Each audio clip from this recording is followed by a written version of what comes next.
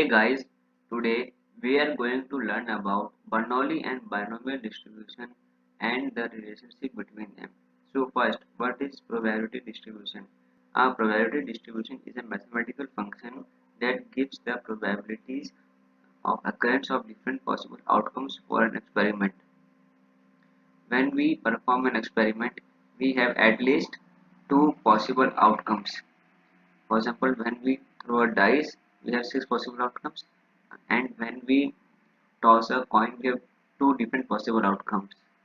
To construct or to plot a probability distribution, first list down all the different possible outcomes. Second, write down their frequencies. In stats, we have two types of data, quantitative and qualitative. In quantitative, we measure values which are numeric. For example, how many siblings you have, 1, 2, 3, how many hours do you work, 12, 13, 14. In qualitative, we measure types, symbols, name or code. For example, what is your home state? Madhya Pradesh, Assam, Kerala, Sikkim, Manipur. Are you a coffee or tea person? We further divide the quantitative as discrete and continuous.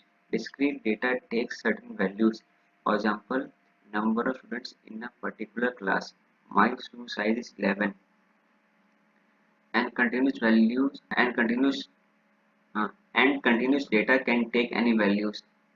For example, temperature, length, height, and weight. And we also further divide the qualitative as nominal and ordinal.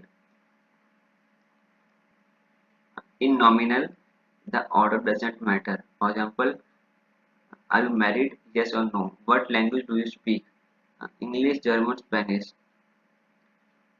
In ordinal, the order matters. For example, education background, UG, PG, and PhD. The difference between UG and PG is different from the difference between PG and PhD, and same with the position in a company. In ordinal, there is a hierarchical structure from top to bottom, high to low. And these four, nominal, ordinal, discrete, and continuous, are called data types. So let's divide the features of this data frame into these four data types. So first, the ID and age are discrete, gender, hypertension, heart disease, ever married, work type, and residence type are nominal, glucose level and BMI are continuous, and smoking status is ordinal.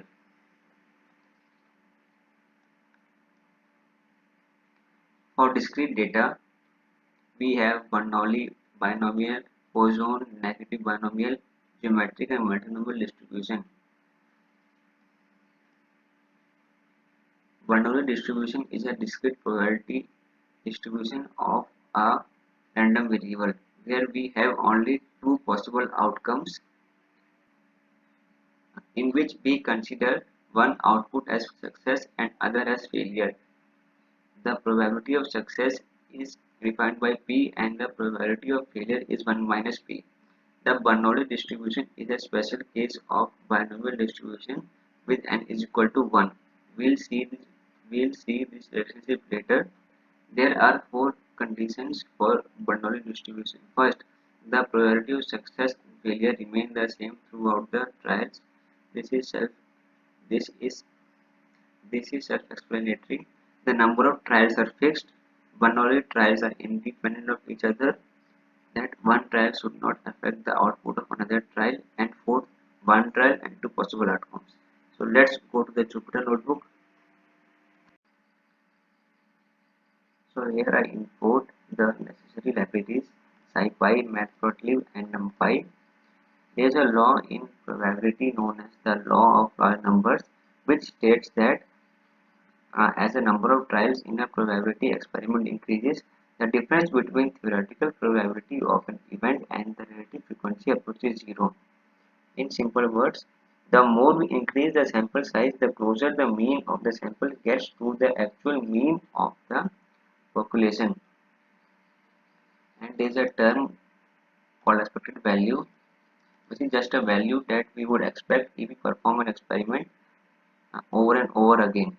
And to calculate it, simply multiply each value of the random variable by its probability and then add the products.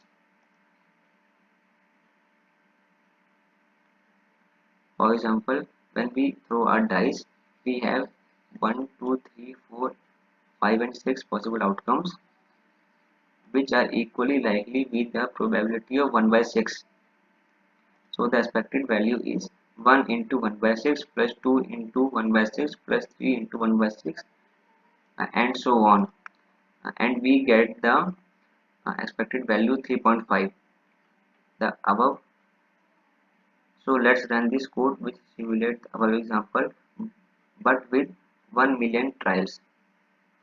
So let's see whether we are getting the expected value which is 3.5. So here we can see that we are getting approximately 3.5. So let's run it again. So let's take another example to understand the law of large numbers and expected value. Suppose suppose we throw it 10 suppose we throw it 10 times, then the theoretical probability should be 0.5, but what we observe is that we get 6 heads, so the probability of getting head is 0.6. And as we increase the number of trials, we can see that the probability of getting head is getting closer to 0.5. So let's see it through the code. So here I am performing the above experiment 1 million times. So let's run this. So here you can see that we are getting approximately equal to 0.5.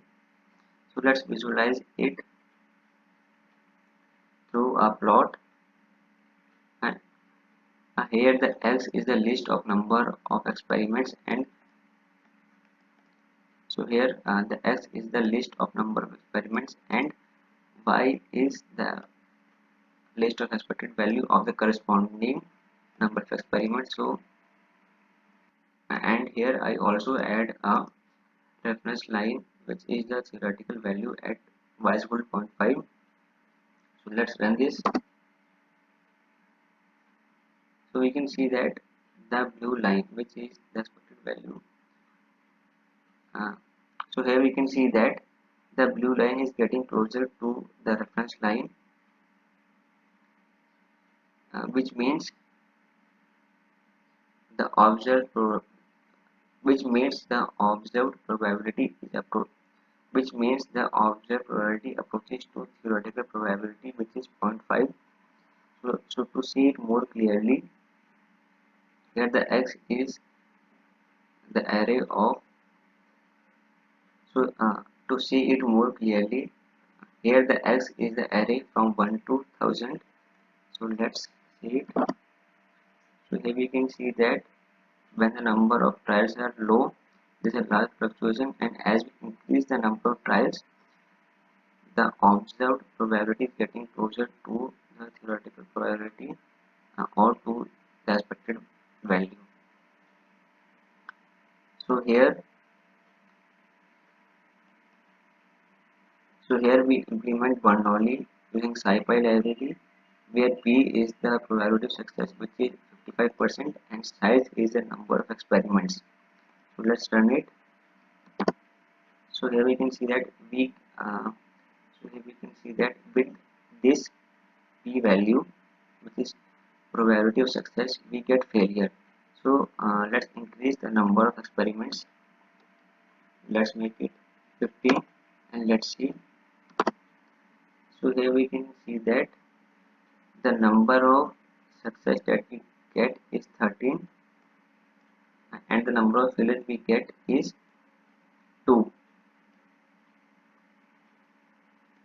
So let's increase it further, the number of so let's increase the number of experiments, make it 10,000.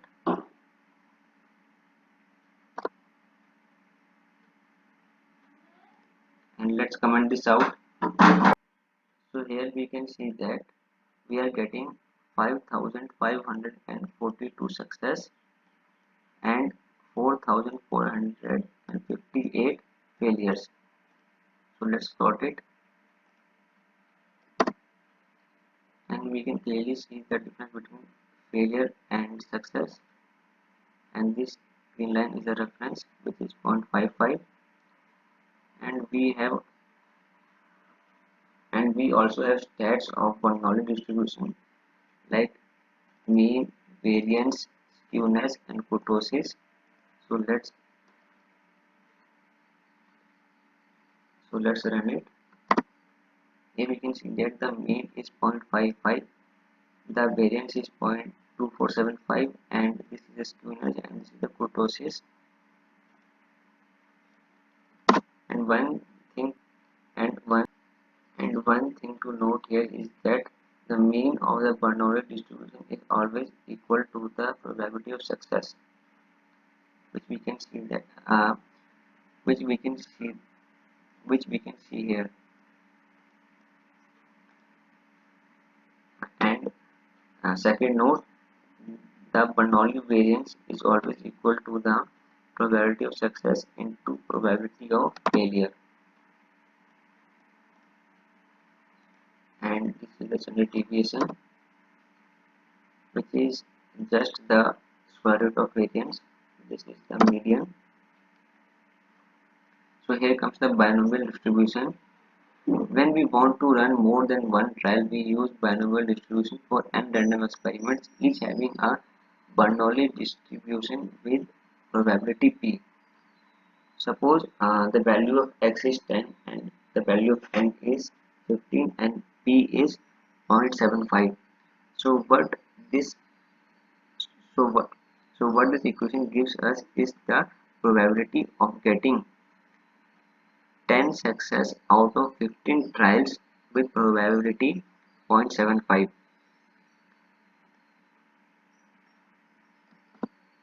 So here the value of n is the number of trials and p is the probability of success and size is the number of experiments.